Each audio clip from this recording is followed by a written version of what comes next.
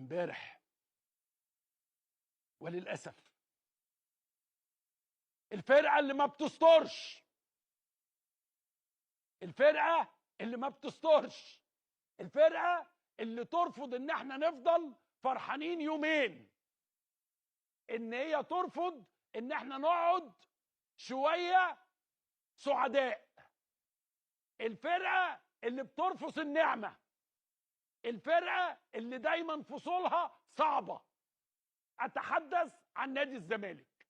امبارح جابوا لي سكته دماغيه، وكأن مصر ما فيهاش غير عمرو اديب، وكل الناس بعتالي يا عم قاعد تتكلم على الاهلي مع بيومي فؤاد، قاعد والله ما شمتان. انا قلت ان قلبي يقطر دما، فطبعا قاعد عينيا دلوقتي بتقطر دما، ووداني بتقطر دما، وشعري بيقطر دما، والجرافطه الجديده بتقطر دما، كله بيقطر دما، وكله كوم.